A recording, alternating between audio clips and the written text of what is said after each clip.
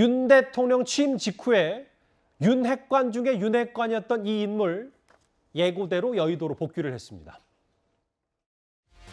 아무것도 모르던 시절에 저를 가르쳐주고 이끌어줘서 가장 큰 역할을 해주시고 또 이번에 안철수 후보와의 단일화를 성사시켜준 우리 장제원 의원께 살아있는 권력의 부정과 맞서 싸운 분 아닙니까? 저는 윤석열 후보께서 어려운 결심으로 정치권에 나왔을 때 그 과정을 지금까지의 과정을 잘 지켜본 사람입니다. 저는 새로운 정부 잘 만들어서 당선인을 대통령실로 모셔다 드리고 여의도로 돌아오겠습니다. 그런 말씀을 드렸는데 그 생각에는 전혀 변함이 없고요. 제가 좋은 비서실장님 한 3회에서 5배수 선정을 해서 당선인께 보고 드릴 생각입니다. 윤핵관 중에 윤핵관이라서 이른바 진핵관이라도 불렀던 장제원 의원인데 조용히 초야에 묻히겠다. 내가 뉴스메이커가 되면 안 된다. 일단 취임하자마자 정말 여의도로 복귀했습니다. 네, 약속대로 그렇게 복귀가 됐죠. 처음에 그 인수위에 이제 비서실장으로 갔을 때 많은 언론과 기자들이 물었습니다. 이제 다시 청와대로 그러면 계속 직행하는 거냐고. 그때 얘기를 했죠. 다시 나는 국회로 간다고. 그 약속을 지켰습니다. 사실은 그 선거 때 지금 우리 윤석열 대통령으로부터 아낌없는 애정 표현을 받으신 분이에요. 그 공개적으로 저렇게 애정 표현을 하신 분이 저는 장제원 의원 한 사람이었다고 기억을 하고 있거든요. 예. 그래서 아마 뭐 진핵관이다 이런 여러 가지 얘기가 나오고 또 윤석열 대통령의 복심이다 뭐 이런 여러 가지 그 논란의 중심에 서 있었는데요. 또 이렇게 또 약속대로 쿨하게 또 여의도로 가니까 또 보기 좋습니다. 뭐 좋은 선례를 남긴 것 같아서 측근 네. 중에 뭐 그 말씀하시는 거죠? 네.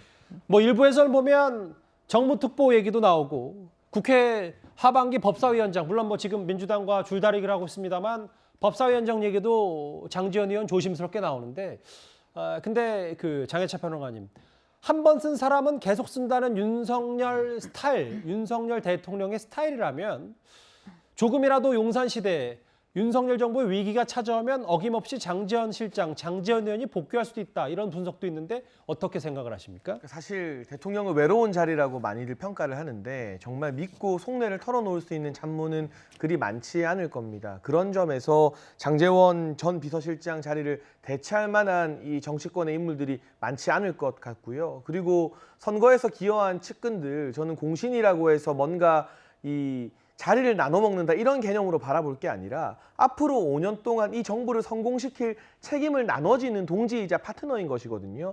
그렇다면 측근이라는 이유로 무조건 대통령과 거리를 두고 멀리 떨어지는 게 능사가 아니라 자신의 책임을 다하기 위해서 성공적인 정부를 만들기 위해서 그것이 정무특보가 되었건 또는 후에 신설될 수 있는 정무장관이 되었건 아니면 법사위원장이 되었건 그런 역할을 다 하면서 국민들께 성공적인 정부를 만들기 위한 노력을 보여주는 게 맞다고 생각하기 때문에 지금 잠깐은 이제 여의도로 돌아온 장제원 의원 같은 경우는 휴식기를 가질 수 있겠지만 어느 자리로 가건 그게 법사위원장이건 뭐 정무특보건 정무장관이건 그것이 농공행상의 차원이 아니라 정부를 성공시키기 위한 책임의 차원에서 오히려 더 적극적인 역할과 노력을 경주해야 한다고 생각합니다. 근데 또 반대로 생각해보면 직책은 없는데 입김은 여전하기 때문에 이걸 두고 장 실장이 역시 비선 아니냐 이런 얘기 벌써부터 나오던데요. 그러니까 직책을 안 맡으면 비선이라고 하고 직책을 맡으면 측근이 왜 직책까지 맡느냐고 하기 때문에 그럴 바에는 이 정부의 성공에 대해서 함께 책임을 진다는 의미로 공식적인 직책을 맡아서 역할을 다하는 게 더 나은 방향이 아닐까 싶습니다. 그럼에도 일단 취임하자마자 윤석열 정부가 등장하자마자 장제원 의원은 일단 여의도로 예고대로 복귀를 했습니다. 이번 주제 마무리하기 전에요. 취임식 만찬장, 그제 있었던 취임식 만찬장에서 재미난 장면 하나가 포착이 됐는데 온라인상에서 화제가 됐던 이 장면 잠시 한번 만나보겠습니다. 노덜 교수님, 뭐 저희가 이걸 정색하고 논평하자는 건 아닌데 오늘 하루 종일 온라인상에서 화제가 됐던 저 장면. 윤석열 대통령이 저렇게 샴페인잔을 들고 한 모금 마시고 내려놓는데 김건희 여사의 표정이 심상치 않다. 저걸 두고 레이저를 쏜 거 아니냐라는 얘기가 있는데 어떻게 보셨어요? 아이고 저 설마 저도 뭐 정색하고 논평하고 싶지는 않고요. 저게 어떻게 찍히다 보니까 저렇게 된 거지. 예. 김건희 여사가 저 윤 대통령한테 그만 마시세요 이런 눈빛을 했겠습니까? 예. 근데 좀 사진은 아니지만 어쨌든 그 장면 연속해 찍힌 걸 보니까 짓궂다는 생각은 듭니다. 저런 걸 또 이렇게 김 여사의 눈빛에 저렇게 한 거 아니냐 하는데. 예. 사진이 참 거짓말을 하지 않는다고 하지만 저건 저 장면만 보여줄 뿐이 맥락 전체를 보여주는 건 아니잖아요. 예. 그러니까 좀 그런 순간을 포착해서 뭐 재밌는 장면이라고 생각하고요. 윤석열 대통령이 다들 아지만 굉장히 술을 좋아하신다 그러죠. 예. 술을 좋아하신다 그래서 저는 긍정적인 측면도 있고 부정적인 측면도 있다고 생각합니다. 예.